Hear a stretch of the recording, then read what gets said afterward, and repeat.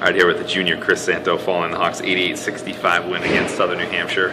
I don't really know where to start with this one, but let's just start with what happened at halftime. You guys obviously came out different in the second half. Yeah, I mean, we haven't come out with the way we wanted to play all season, really. Even in our win against Chestnut Hill, things were just going our way, and we know that that's not going to be realistic over the course of a 40-minute game, especially in the NE10. So we wanted to come out with a lot of energy, and we came out with a lot of energy, and that was the biggest thing for us in the locker room was play with a passion and play with a sense of urgency in the second half. So we really wanted to come out and prove that. That seemed contagious kind of once it started. I mean, for you, obviously you haven't been playing, as you wanted to, but obviously tonight, 19 points, 8 rebounds, what you finished with.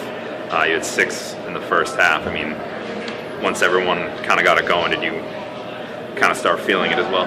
Yeah, I think the biggest thing for me right now is just getting used to the foul calls and not getting frustrated and just staying in the game as long as I can, and playing smart. And then all the other stuff will come. And, it wasn't like I started it. Neil hit a lot of shots, Mike hit a ton of shots in the second half. And it was contagious from there. Everyone got it going. All right, here with senior guard John Nielsen. Obviously, second half well documented. Kind of talk about what changed there, and then obviously your 3 threes kind of seemed to spark it. Just kind of what changed. Obviously, you guys weren't making shots in the first half, but weren't really defending either. And obviously, you did both of those in the second. Yeah, we came out with a good edge in the first half. Shots weren't falling. Probably around 32% from the field. Only putting up 23 points was really uncharacteristic for ourselves. So we knew we were going to make shots, but I don't know if we really imagined making shots at a rate like that in the second half. Talk about how big of a win this is for you guys. Obviously, season is young, but not off to the start you wanted. And not a must-win, but probably a pretty pivotal one for the psyche. Oh yeah, it's a huge game. We lost a heartbreaker to Bentley. We didn't play our best. Came out had a subpar weekend in Albany, but I think this is something that really turned our season around. Things aren't going to be easy for us. Different last year. We ninth coming into the season where we got a target on our back this year. So I think it's really changed the perspective of our season, and hopefully we can keep it on next week. All right, here with sophomore forward Mike McCahey. 22 points for you, 17 of them in that big second half. Kind of just talk about what went through your mind coming out of the locker room. Just as a team, we just knew in the locker room we were a little dead in the first half. We weren't, just the first 3 games also in that first half, we just weren't playing the way we should be playing. The second half, we just came out really urgent, came out with a lot of energy. I think that helped me, myself, and everyone else on the floor knock down shots because our energy level was just so much higher. And then coming into the game, obviously you knew it was a big one, not a must-win, but pretty pivotal with the way the season started so far. That kind of playing to how you played in the first half, and then kind of on the flip side, what kind of jump-started you in the second? Yeah, I mean, we've been playing a little sluggish first 3 games. This was a big game, crosstown rival. We're 1-2 right now, which we weren't expecting. So, I mean, we knew we were going to get it back at some point. So, I mean, tonight was a good time to get it back. So, we played well in the second half. So, we got it going, got a little momentum now. All right, here with head coach Keith Dixon. 65 points in the second half, 73% shooting, but probably the bigger story, you held them to 25, 36% shooting, which obviously defensively was one of the things you talked about in the first 3 games, not thrilled with. So, got to be happy in the second half. Yeah, a complete turnaround. It's like I've coached a lot of basketball games. I'm not sure I've ever seen a turnaround so complete that right from the beginning of the second half we were a different team and made them be a different team.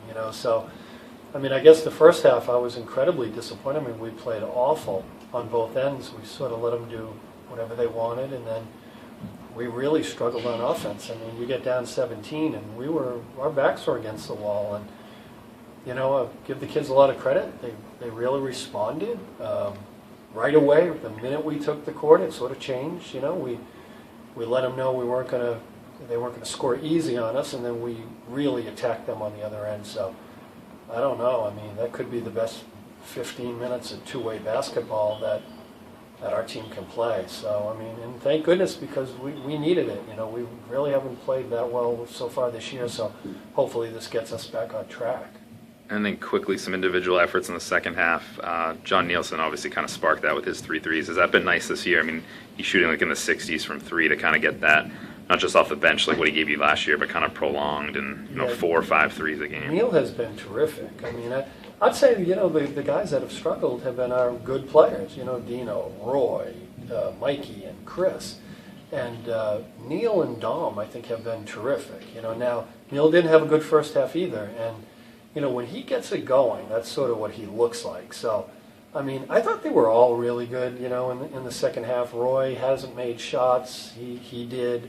Mikey came out of his funk a little bit. He's been all right on offense, but he was more active on defense. And Chris stayed on the court. I mean, he's just been in foul trouble so much. So, I mean, it's just. I did something I don't normally do either. I didn't sub anybody for 15 minutes, and at about the 14-minute mark when I usually sub, I was like, no, I'll give them a couple more, and then a couple more, and then a couple more, and then it was like they weren't tired, and Southern New Hampshire just really never quite answered. So it worked out well for us, and we needed it. I'm proud of the kids. They were really cornered, and they responded well. Obviously, not a must-win coming into tonight, but pretty pivotal. I mean, for the psyche, if you go down, 1-3 against crosstown rival. 0-2 in the league, and to play that poorly. So I think you're right. It's like, I'm hoping at some point maybe that you look back and say that second half against Southern New Hampshire triggered something, and we just have to bottle it. This team is good. They have to play like they're good. They have to understand they're good, and then we have to do the things that are necessary to win, which we did in the second half and didn't in the first. So, yeah, let's hope. It was pivotal. I'm gonna agree with you. I wasn't feeling very good at halftime, and the kids picked it up. So we'll see what we can do moving forward.